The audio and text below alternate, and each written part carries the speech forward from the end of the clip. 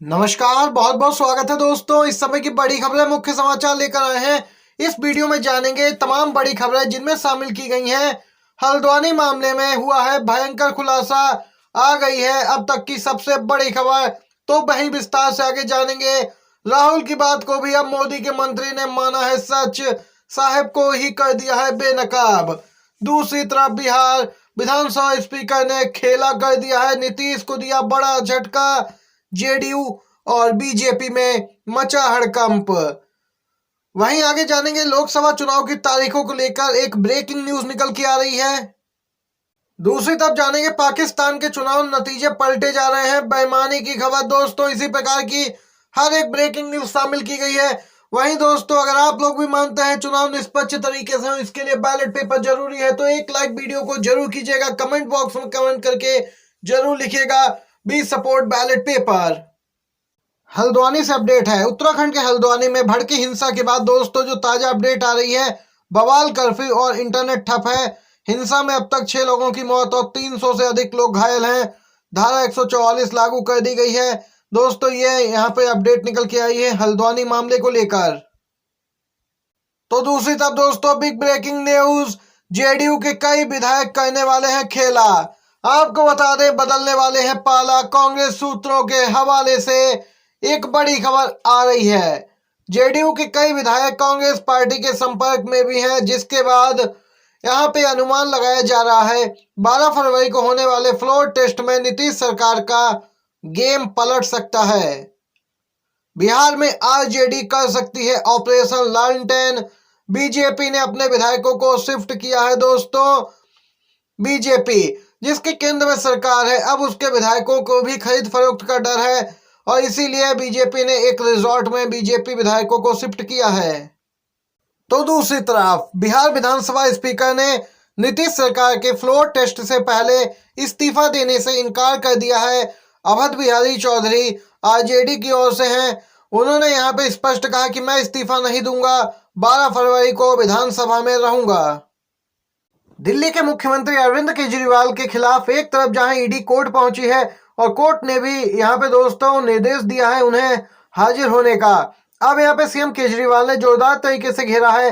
बोले देश को इतना अंग्रेजों ने नहीं लूटा जितना मोदी सरकार ने लूटा है। पीएमएलए कानून जिसका उपयोग करके ईडी विपक्षी नेताओं पर कार्रवाई कर रही है, गिरफ्तारियां देखने को मिल रही हैं, रेड हो रही हैं, उस पर केजरीवाल ने कहा कि भाजपा वालों अहंकार मत करो, अगर कल को समय बदलेगा तो यही कानून तुम्हें खाने को दौड़ेगा। Big breaking news, Rahul Gandhi ने न्याय यात्रा के दौरान एक संबोधन में दोस्तों प्रधानमंत्री मोदी पर निशाना साधा। नरेंद्र मोदी ओबीसी नहीं बल्कि जनरल कास्ट में पैदा हुए, आपको भयंकर बेवकूफ बनाया जा रहा है, राहुल गांधी ने ऐसा कहा था। जिसके बाद आपको बताते चले बीजेपी के केंद्रीय मंत्री प्रहलाद जोशी ने एक गजट नोटिफिकेशन शेयर किया और कहा कि मोदी जी का स्टेटस जो ओबीसी का है, उन्हें ओबीसी का दर्जा दिया गया, वह अक्टूबर 27, 1999 का है। वहीं दोस्तों आप सभी को बताते चले इस पूरे मामले के बाद राहुल गांधी ने फिर से प्रतिक्रिया दी। लिखा, मोदी जी जन्म से नहीं बल्कि कागजी ओबीसी हैं। वह अपने जन्म के 5 दशक बाद तक ओबीसी नहीं थे। मेरे इस सच पर मुहर लगाने के लिए भाजपा सरकार का धन्यवाद। देख सकते हैं बीजेपी के मंत्री ने ही प्रधानमंत्री की पोल खोल दी है दोस्तों। और इस पूरे मामले पे कांग्रेस के नेता कन्हैया कुमार का बयान भी आया है। नरेंद्र मोदी जन्मे जनरल थे, जब गुजरात के मुख्यमंत्री बने तो ओबीसी हो गए। कन्हैया कुमार ने कहा मोदी जी जात बदलने और बात बदलने में माहिर हैं। राहुल गांधी की भारत जोड़ो न्याय यात्रा अमेठी पहुंचने से पहले बड़ा उलटफेर। जी हां दोस्तों, कई हजारों किलोमीटर का सफर तय करके भारत जोड़ो न्याय यात्रा 16 फरवरी को यूपी में प्रवेश करेगी और 19 फरवरी को अमेठी में।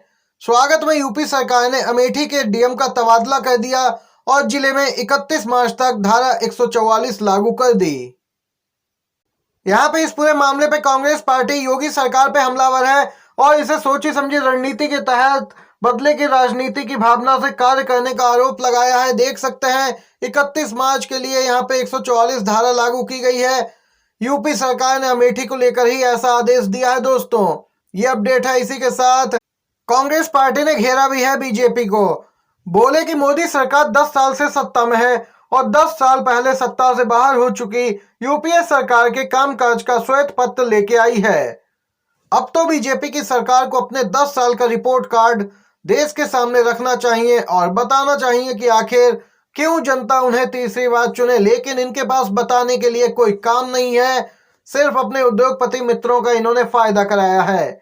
ये बात जनता समझ गई है। कांग्रेस पार्टी इस पूरे मामले पर भी बीजेपी पर हमलावर है। वहीं अब जानते हैं मार्च में इस तारीख तक होगा लोकसभा चुनाव का ऐलान। ऐसा हो सकता है शेड्यूल, तैयारी तेज। ये खबर सूत्रों के हवाले से है। लोकसभा चुनाव 2024 के ऐलान में अभी 1 माह का समय ही बचा है। चुनाव आयोग की टीमों ने आंध्र प्रदेश का दौरा किया, अभी पश्चिम बंगाल का दौरा बाकी है। तैयारियों का जायजा लिया जा रहा है। अब 20 फरवरी को आयोग की टीम का बिहार दौरा है और उससे पहले 15 तारीख को चुनाव आयोग की टीम ओडिशा पहुंचेगी। इस टीम में मुख्य चुनाव आयुक्त राजीव कुमार समेत 8 अधिकारी शामिल हैं। अब तक की मिली जानकारी के अनुसार चुनाव आयोग की टीमें मार्च के पहले सप्ताह तक सभी राज्यों में तैयारियों को परख लेंगी। उसके बाद मार्च के दूसरे सप्ताह में चुनाव का ऐलान संभव है। चुनाव की शुरुआत ऐलान के कम से कम 28 दिन बाद ही हो सकती है। इस तरह पहले चरण का मतदान भी अप्रैल के दूसरे सप्ताह तक होने की संभावना जताई जा रही है। चुनाव का यह पूरा कैलेंडर कमोवेश 2019 के आम चुनाव जैसा ही हो सकता है।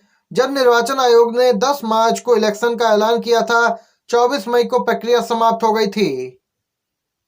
हर बार की तरह राज्यों में जाकर सुरक्षा व्यवस्था समेत कई पहलुओं का जायजा चुनाव आयोग की टीमें लेती हैं। उसके बाद जब तैयारियों को परख लिया जाता है, तब ही प्रक्रिया शुरू की जाती है। तो वहीं दोस्तों, अब बात करते हैं पाकिस्तान इलेक्शन 2024 को लेकर। क्या कुछ हो रहा है पाकिस्तान में चुनाव नतीजों पर। पाकिस्तान में चुनावी नतीजे पल पल पलट रहे हैं। पहले हारते दिख रहे नवाज शरीफ अब 55,000 वोटों से जीत चुके हैं। इमरान की पार्टी पे सबकी नजर है। पाकिस्तान में चुनाव नतीजे 30 मिनट में जारी करने के आदेश दिए गए। मतगणना के बीच पाकिस्तान में हालात इतने तनावपूर्ण हो गए कि पाकिस्तान के मुख्य चुनाव आयुक्त के गायब होने की बात भी कही जा रही।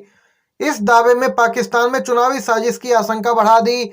आपको बता दें, इससे पहले मुख्य चुनाव आयुक्त ने सभी रिटर्निंग ऑफिसर को आखिरी परिणाम देने के लिए 30 मिनट की समय सीमा दी थी। इस समय की ब्रेकिंग न्यूज, चौधरी चरण सिंह को भारत रत्न से सम्मानित किया जाएगा। मोदी सरकार ने किया है ऐलान। केंद्र की मोदी सरकार ने एक बार फिर से भारत रत्न की घोषणा की है। इस बार 3 हस्तियों को भारत रत्न देने का ऐलान किया गया है। इनमें चौधरी चरण सिंह, बीपी नरसिम्हा राव, एमएस स्वामीनाथन का नाम भी शामिल है। ये दोस्तों इस समय की तमाम बेहद बड़ी खबरें, बिग ब्रेकिंग न्यूज आप तक पहुंचाई हैं आपके अपने यूट्यूब चैनल पर।